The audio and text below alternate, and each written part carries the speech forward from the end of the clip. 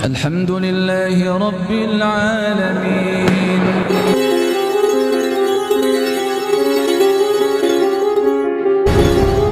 Silaturahim itu adalah bukan mengenal orang yang belum kenal kemudian dikenal terus kemudian jadi sahabat, jadi dulur, tidak Pak. Tetapi dulur yang sudah jauh menyambung. Namanya nyambung itu apa sih Pak? Ada dua tali yang terpisah disambung.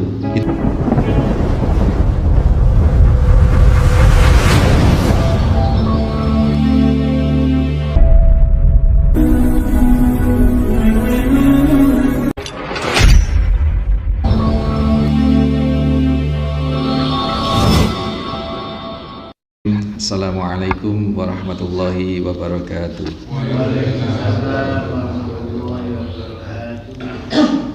Innal hamdalillah nahmaduhu wa nasta'inuhu wa nastaghfiruh wa na'udzu billahi min sururi anfusina wa min sayyiati a'malina.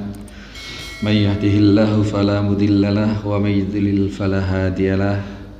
Asyhadu an la ilaha illallah wahdahu la syarikalah. Asyhadu anna Muhammadan abduhu wa rasuluhu la nabiyya ba'dah. Allahumma salli wa sallim wa barik ala Muhammadin wa ala alihi wa sahbihi wa mawalah.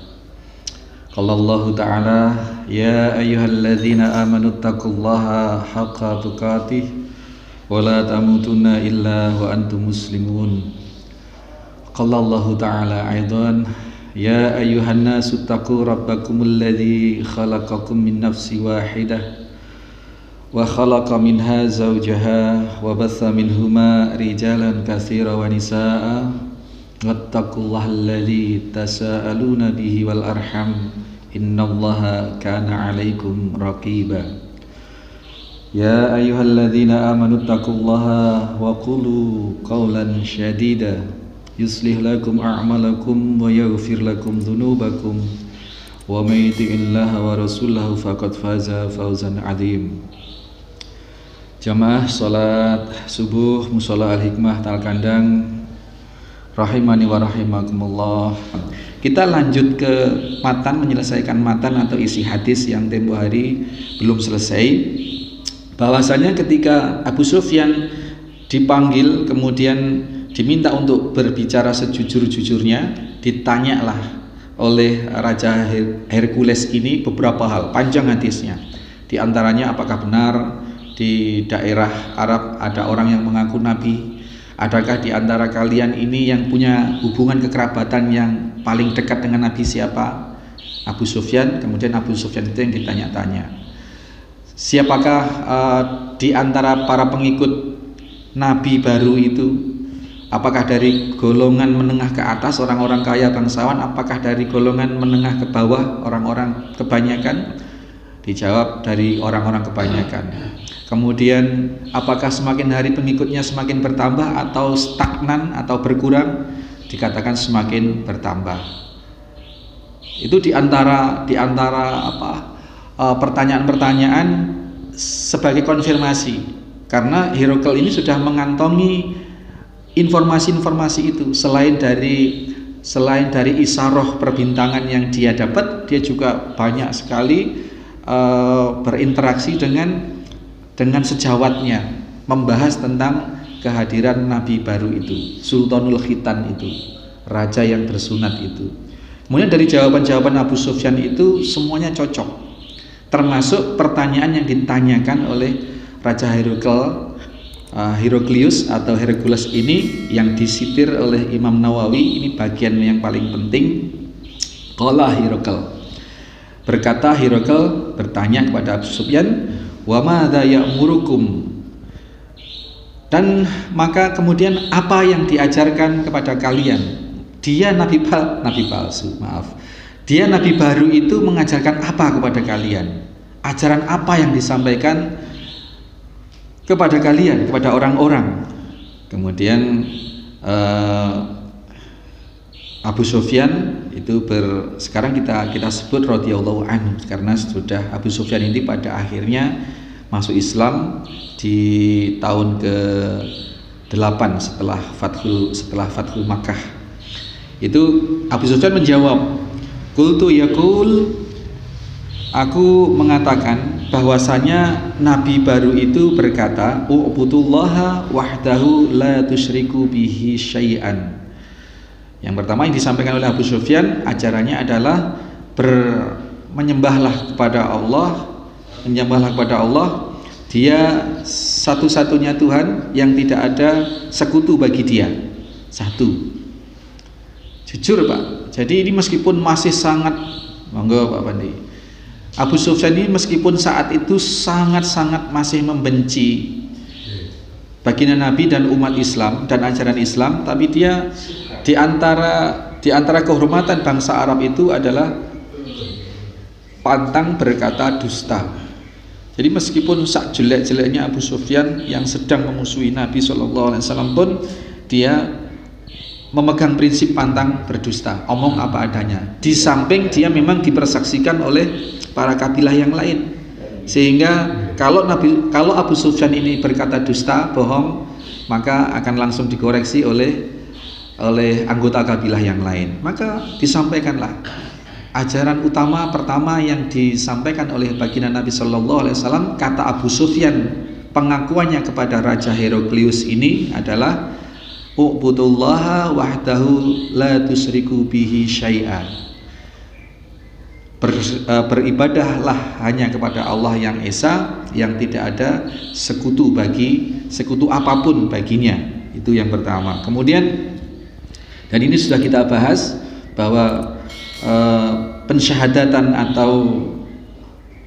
atau persaksian yang seperti ini sudah mengangkal ilmu tauhid atau mengandung satu ketauhidan yang di dalamnya bermakna nafi, bernama larangan untuk mempersekutukan, dan merupakan penetapan atau isbat bahwa Allah adalah Tuhan yang Esa, yang harus disembah, yang satu-satunya boleh disembah. Jadi penyembahan kita ditetapkan oleh pensyariatan ini, oleh tauhid ini hanya kepada Allah Subhanahu wa taala, dan nafinya, larangannya adalah mempersekutukannya kepada sesuatu apapun. Dilarang Pak, mempersekutukan atau memperumpakan Allah itu dengan para malaikat yang utama, dengan para nabi dan rasul yang utama sekalipun, itu terlarang. Atau bahkan dibalik, memperumpamakan malaikat dengan menyamakan sifatnya dengan Allah Subhanahu wa taala, atau memuji-muji nabi dan rasul atau yang selain Allah sehingga mendekati atau menyerupai pensifatan Allah Subhanahu wa taala, itu juga termasuk musyrik. Mempersekutukan Allah dengan sesuatu yang lain, atau mempersekutukan sesuatu yang mengambil peran seperti Allah, ini sama posisinya. Maka hati-hati kalau kita mendapatkan kalimat-kalimat yang kita tidak paham isinya, yang berbahasa Arab, apalagi ada yang mengatakan ini amalkan baca sekian, nanti akan mendapatkan ganjaran atau apa. Meskipun bentuknya atau meskipun casingnya itu bernama sholawat, itu sholawat. Bahwa sholawat itu sangat utama, iya. Innallaha wa malaikatu yusholluna 'alan nabi. Maka perintahnya bahwa malaikat dan Allah itu bersolawat atas Nabi Sallallahu Alaihi Wasallam. Maka perintah Allah, sallu alaihi wasallimu tasliman. Bahwa bersolawat itu wajib. Kalau nggak bersolawat ada sanksi. Bagaimana tidak wajib? Solawat itu dimasukkan di dalam rukun sholat. Sholat tidak ada sholawatnya dalam tasyahud itu, ya tidak sah sholatnya gitu. Tetapi maaf, sholawat kesininya ini banyak sekali orang yang menggubah syair-syair, puisi-puisi yang bersentuhan dengan pengagungan kepada Nabi Sallallahu Alaihi Wasallam, pemujian pada Nabi Sallallahu Alaihi Wasallam, dan itu diberi bingkai bernama sholawat. Maka ada sholawat badar, sholawat macam-macam, ada sangat banyak sholawat itu terkait dengan u'budullaha wahidah wala tusyriku bihi syai'a, jangan mempersekutukan pada siapapun, mempersamakan Allah kepada yang lain, atau yang lain ini kita persamakan dengan Allah, itu sama-sama syirik. Jadi kalau sudah Nabi ini diposisikan, kita tidak memungkiri bahwa Nabi itu adalah makhluk, adalah manusia utama yang sangat dicintai, yang sangat dikasihi oleh Allah Subhanahu wa taala. Tetapi kalau terus diplesetkan, tidak akan ada bumi, bulan, matahari, tidak akan ada apapun kalau tidak ada Nabi Shallallahu Alaihi Wasallam. Kalau tidak ada Nabi Shallallahu Alaihi Wasallam, kemudian akan seperti ini. Ini sudah keluar dari rel. Dan sifat-sifat yang dinisbatkan kepada Nabi tadi itu adalah hak sifat Allah Subhanahu Wa Taala. Ini yang kesirikannya di situ. Maka sholawat wajib iya, tetapi sholawat yang seperti apa? Ini yang harus kita cermati, karena salah-salah kita terjerumus kepada pengingkaran terhadap pensyariatan perintah ubudullaha wahdahu la tusyriku bihi syai'a itu. Kita harus berhati-hati betul.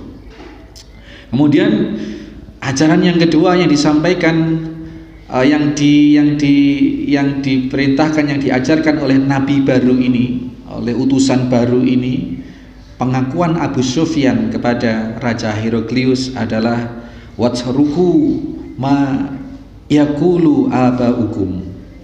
Matruk, meninggalkan. Matsruku, yatsruku, mereka kalian tinggalkanlah. Jadi kalau kita pernah mendengar hadis matruk, Pak, hadis matruk itu hadis yang ditinggalkan karena terbukti perawinya itu, pembawanya itu orang tidak terpercaya, terbukti pernah berdusta, terbukti pernah memalsukan hadis. Maka ketika ada hadis yang disebut hadis matruk, adalah hadis yang ditinggalkan. Hadis matruk, perawinya ditinggalkan sehingga hadisnya tidak bisa dipakai untuk dasar hukum. Nah, perintah atau ajaran yang kedua setelah mentauhidkan Allah, setelah mengenai tentang tauhid, ajaran kedua yang disebutkan Abu Sufyan adalah yatsruku, tinggalkanlah. Ini Pak, watsruku ma yaqulu abaukum, apa yang diucapkan atau apa yang dipegang oleh bapak-bapak kalian, oleh nenek moyang kalian. Kita tahu Pak, bangsa Arab kala itu sangat mengagungkan berhala-berhala, mengagungkan Baitullah, Ka'bah itu. Kemudian karena Ka'bah itu memang diyakini, tidak ada yang memungkiri bahwa Ka'bah itu adalah Baitullah, rumah Allah, sehingga dia membuat patung-patung orang-orang soleh zaman dulu yang bernama Lata, Uzza. Itu orang-orang soleh zaman dulu Pak, dibikinlah patungnya besar-besar dengan keyakinan kalau saya menghadirkan patung atau sosok, kalau sekarang ya foto atau apalah begitu, orang-orang yang alim, orang-orang wali, kalau kemudian saya taruh di dekat rumah Allah, maka saya bertabaruk kepada patung ini, kepada orang alim ini, sehingga doa saya akan lebih mudah dikabulkan kepada Allah Subhanahu wa taala. Itu makanya bangsa Arab Quraisy pada waktu itu, tidak hanya suku Quraisy, suku-suku yang lain pun juga menaruh orang-orang yang dianggap alim di kalangan mereka, nenek moyang mereka, sehingga Ka'bah itu sangat banyak patung, jumlahnya nggak karu-karuan, karena setiap orang punya simbol peribadatan sendiri yang berupa patung, itu ditaruh di tempat yang mustajabah di Baitullah itu, sehingga mereka berdoa kepada patung-patung itu di tempat yang mustajabah, berharap seperti itu. Nah, kalau sekarang beda kasusnya Pak, kita datangi kuburan orang-orang soleh, wali dan lain sebagainya, kita tidak, kalaupun tidak minta kepada yang meninggal itu, berdoa kepada Allah di sana dengan keyakinan bahwa berdoa di tempat orang-orang yang soleh, orang-orang yang wali ini akan lebih mudah dikabulkan oleh Allah Subhanahu wa taala. Nah, ini satu hal penyimpangan. Nah, kemudian bangsa Arab itu seperti itu. Bangsa Arab itu seperti itu, lalu terjadilah kemusyrikan yang luar biasa, ya, termasuk dalam hal-hal pelaksanaan peribadatan yang lain. Nah, ketika Nabi Shallallahu Alaihi Wasallam datang diutus sebagai Nabi dan Rasul, yang pertama yang disampaikan adalah tentang ketauhidan ini, yang kedua adalah tentang tinggalkan. Kalau sudah bertauhid, tinggalkan segala bentuk peribadatan yang tidak ada pensyariatan dari Allah Subhanahu wa taala, yang peribadatan ini hanya merupakan kebiasaan nenek moyang. Kalau ingin perjalanan hidupnya itu lancar, Pak, rezekinya nanti lancar, jadi orang sukses, maka setiap hari kelahirannya diberi apa Pak? Sajen. Nah, ini untuk menghadiahi atau untuk memberi kepada pamongnya, maka disebut among. Gitu, among itu. Ya, among. Ini adalah satu bentuk persembahan atau bentuk, ya kalau sekarang terus dihalus-haluskan, sedekah kita kepada dulur papat. Dulur papat, maka jenangnya 4, Pak. 5 pancer, 1 gelas, kasih air, kasih kembang gitu. Nah, kalau kurang terang diterangi pakai timar, lilin gitu. Jadi ini adalah kebiasaan atau ajaran-ajaran nenek moyang, orang tua. Ini dalam konteks bertauhid, dalam konteks kita membicarakan ajaran yang dibawa oleh baginda Nabi Sallallahu Alaihi Wasallam, harus ditinggalkan. Wajruku, kalian tinggalkanlah itu, kalian tinggalkan. Saya itu nurut omongannya orang tua, saya itu manut orang tua saya begini-begini, saya nurut. Nurut kepada orang tua, nurut kepada sesepuh itu sebatas yang tidak menyelisihi ketentuan Allah dan Rasulullah. Kalau sudah menabrak masalah akidah seperti itu, Pak, ya wajib diingkari meskipun itu orang tua sendiri. Seperti kemarin kita kupas ya, Azhar punya anak Ibrahim ini bapak tauhid, mendakwahkan tauhid kemana-mana. Bapaknya produsen berhala, produsen kemusyrikan gitu. Tapi hubungan antara anak dengan orang tua tetap harus berbuat baik gitu. Tetapi dalam segi akidah ya harus diingkari, harus ditinggalkan itu. Tidak boleh diikuti yang sifatnya bertentangan dengan tauhid atau dengan akidah. Itu ya makna meninggalkan apa yang diajarkan, apa yang diucapkan, apa yang dibawa, yaqulu abaukum. Kemudian perintah berikutnya adalah wa ya'muruna bis salat. Nabi baru itu menyuruh kami untuk menunaikan sholat, untuk mengerjakan, untuk mendirikan sholat gitu. Sholat Pak. Dan ini memang ajaran dibenarkan oleh Heraklius, bahwa Heraklius paham semua nabi-nabi terdahulu itu, termasuk pertanyaan tadi, apakah nabi baru ini dimusuhi di kaumnya, di kalangan kaumnya? Iya, dimusuhi. Semua nabi, semua rasul dari Nabi Adam alaihissalam sampai nabi yang terakhir itu kontennya sama, Pak.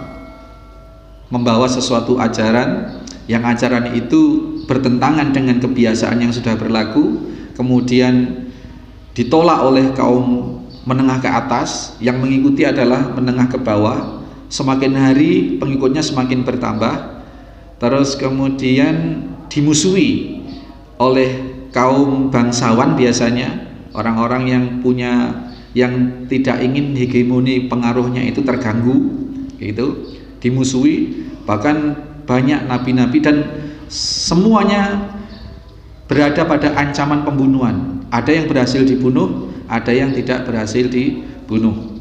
Termasuk Rasulullah Shallallahu Alaihi Wasallam ini termasuk yang diancam dibunuh, diupayakan dibunuh, tetapi lolos, tidak berhasil dibunuh. Nah ini Heraklius semakin yakin bahwa benar yang di Jazirah Arab itu, yang sekarang mengaku nabi baru itu memang betul. Berarti dia nabi benar. Sejak nabi yang pertama sudah sholat ini ditekankan. Tadi waktu subuh kita akan baca itu dalam surat Al-Baqarah itu, Bani Israel itu umatnya Nabi Musa alaihi salam. Yang pertama, ya Bani Israel adzkuru ni'mati allati an'amtu alaikum wa aufu bi ahdi ufi bi ahdikum.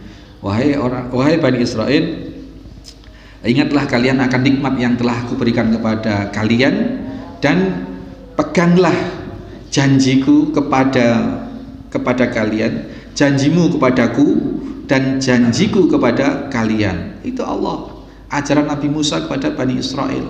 Maknanya apa? Janjimu kepadaku, yakni bertauhid, di mana setiap manusia, setiap ruh itu sebelum ditiupkan ke jasad disumpah, alastu bi rabbikum, benar kan bahwa aku ini adalah Tuhan kalian?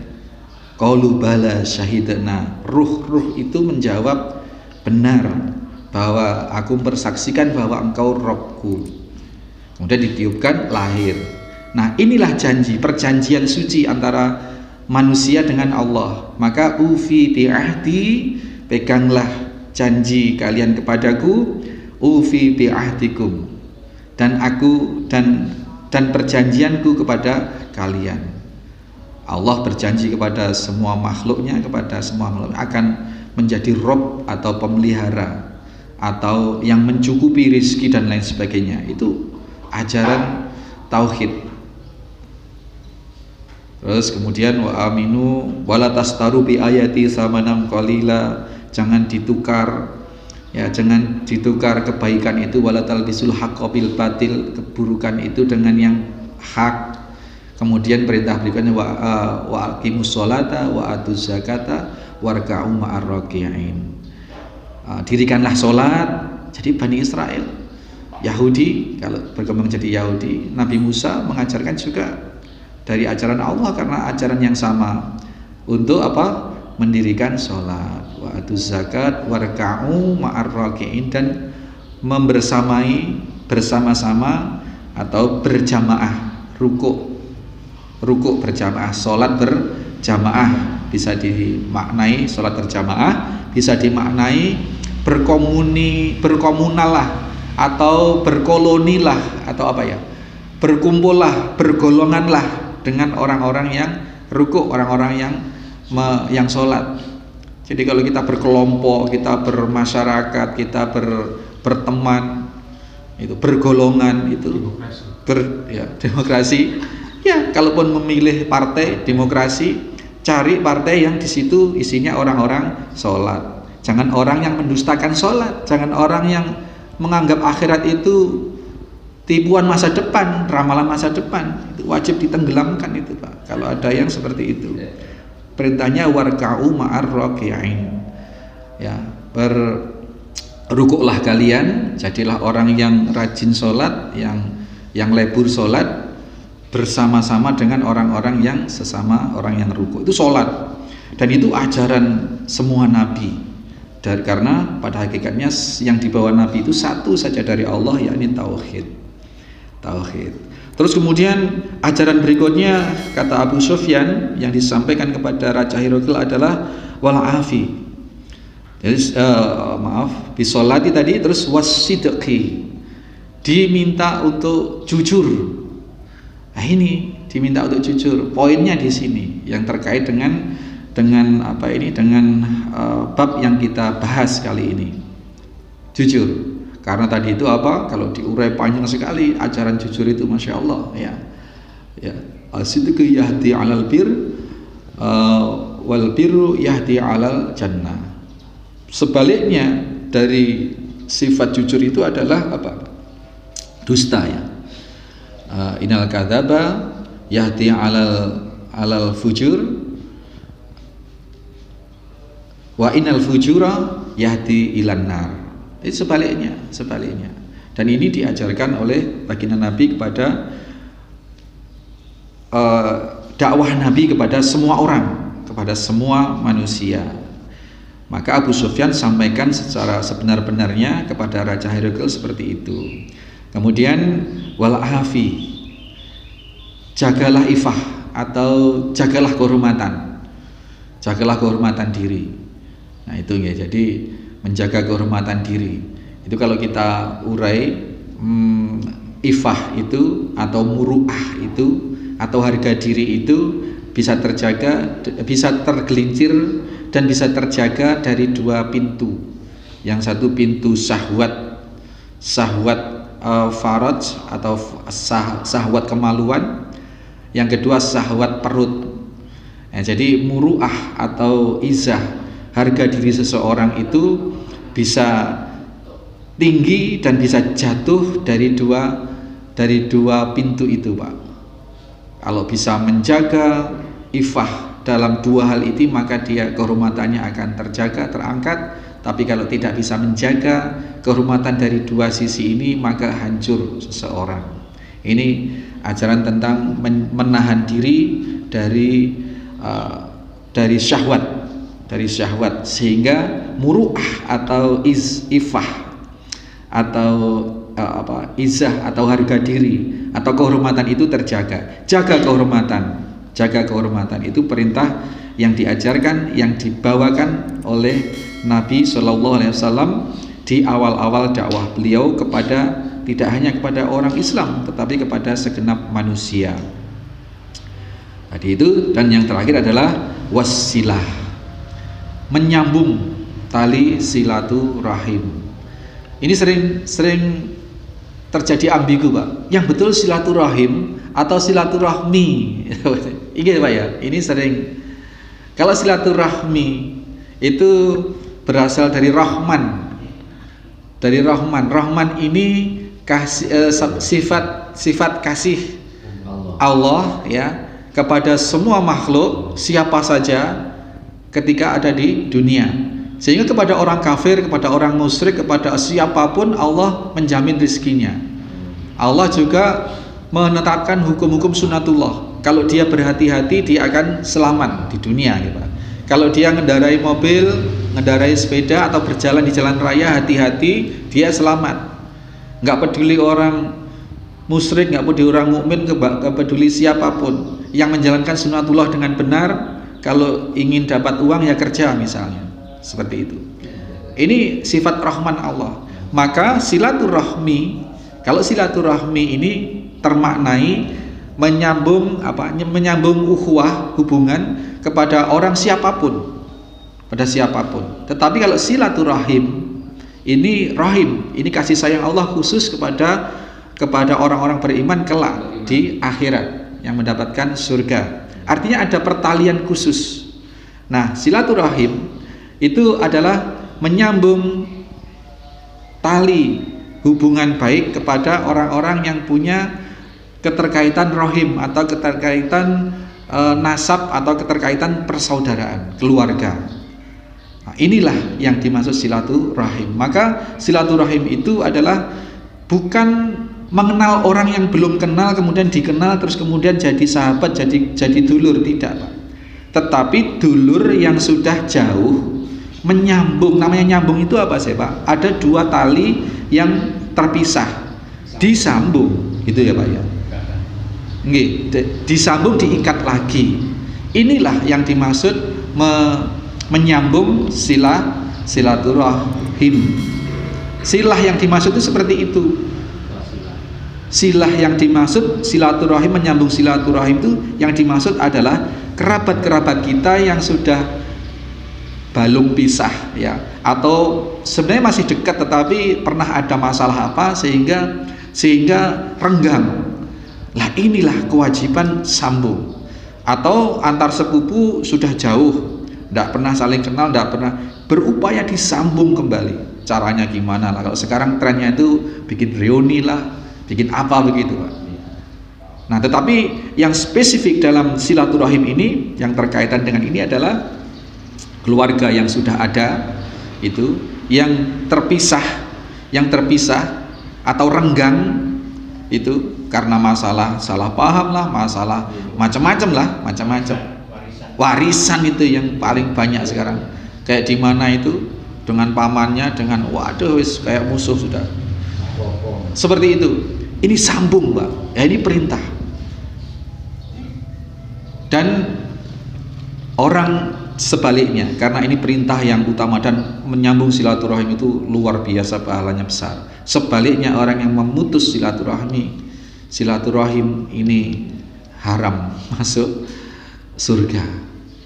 Jadi hati-hati Pak dengan saudara-saudara kita sendiri, terutama ya itu saudara-saudara kita sendiri. Iya termasuk ya, paling namanya satu mbah, satu buyut itu kan masih saudara. Ini pesan Nabi SAW. Mudah-mudahan bermanfaat nih Pak. Kita akhiri, subhanakallahumma wa bihamdika asyhadu an la ilaha illa anta astaghfiruka wa atubu ilaik. Assalamualaikum warahmatullahi wabarakatuh.